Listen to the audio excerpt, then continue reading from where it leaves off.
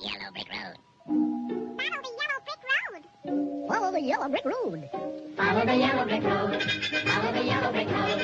Follow, follow, follow, follow, follow the yellow brick road. Follow the yellow brick, follow the yellow brick, follow the yellow brick road. You're off to see the wizard, the wonderful Wizard of Oz. You'll find he is a wizard of Wiz, if ever a wiz there was. Hi, I'm Jessie. That's me. And I'm Sam. That's me right there. We're the filmmakers, and this is the story about an abandoned amusement park called the Land of Oz. We had heard about this place before, but we wanted to find out more, so we decided to make this film.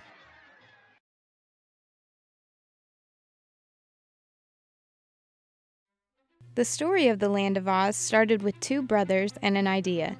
Harry and Grover Robbins started Tweetsie Railroad. Tweetsie Railroad was such a lucrative venture, the Robbins brothers wanted to find a new way to continue their success. Because they had the history with Tweetsie and developing a theme park, they decided up on top of Beech to have the Land of Oz.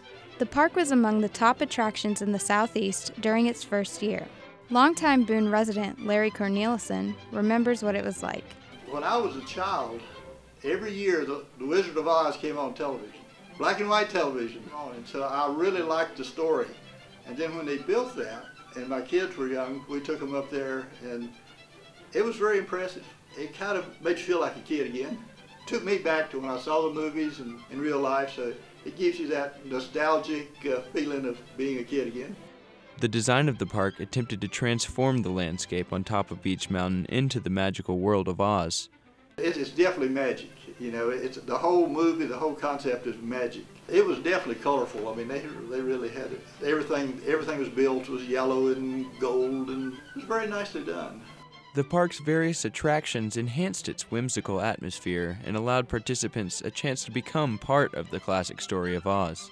They built a track around the Land of Oz, and you had a little platform that you stepped on that was enclosed, and then at the top it was like a balloon.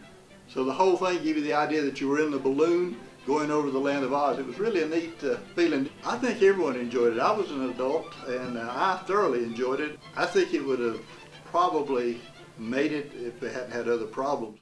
After a successful start, the Land of Oz began to have financial troubles. The property on Beech Mountain was tied to a real estate investment that the Robbins brothers had made on St. Croix. This investment started to lose money, affecting the park on Beech Mountain negatively.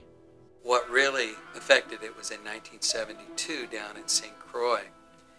On a golf course, there were two couples, and they were brutally murdered. And it became news all around the world. And literally that just destroyed the tourism industry for a long time there in St. Croix. As if these troubles weren't enough, the park's original creator, Grover Robbins, passed away. And so I think the combination of that along with just the business venture not succeeding because of that tragedy down in St. Croix, it was just sort of like the dominoes fell. It was sort of a Disneyland sort of kind of creation. Everybody knows the story of Oz, but as they say in The Wizard of Oz, this isn't Kansas. So maybe in Kansas, the Land of Oz would have worked better. After the park's closing in 1980, the Land of Oz fell into a period of disuse. This empty period of Oz is part of what drew our initial attention to the park. This once thriving, money-making venture was left to decay on the top of Beech Mountain. As housing sprang up on Beech Mountain, reaching all the way to the gates of Oz, the park continued to sit, seemingly draining money from the company now known as Emerald Mountain Properties. How could a place filled with the magic of Oz sit for so long, untouched and forgotten, locked in time on top of this mountain?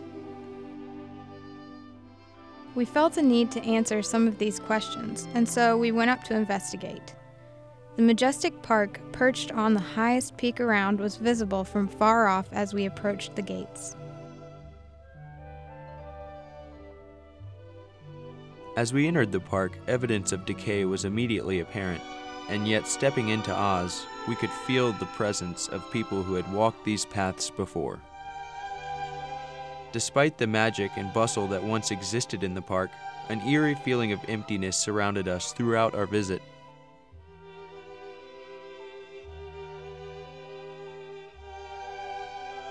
Unable to speak with the supervisor of the park, many of our questions were left unanswered, fitting the mysterious image of the Land of Oz over the years.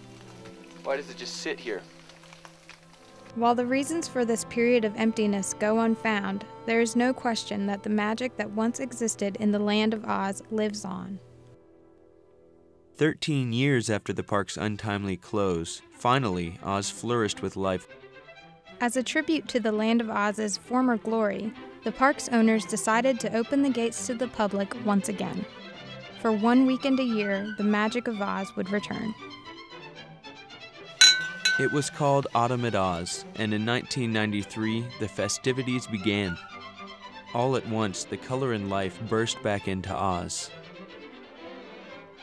Originally a reunion for former cast members, Autumn at Oz quickly turned the park back into a tourist attraction. Intrigued by the former glory of the park, we decided to attend Autumn at Oz ourselves. There we saw people of all ages, some reliving old memories and others creating new ones. Even though we never had a chance to visit the Land of Oz in its former glory, we can only imagine that it looked something like this. Hi, welcome to Uncle Henry's farm. And I'm Uncle Henry. And you know what? We're very happy to have you here today. Follow the yellow brick road.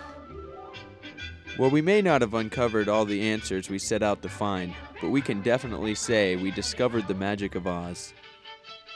And while the mysteries of this park may never be fully understood, our experiences in Oz will stay with us forever.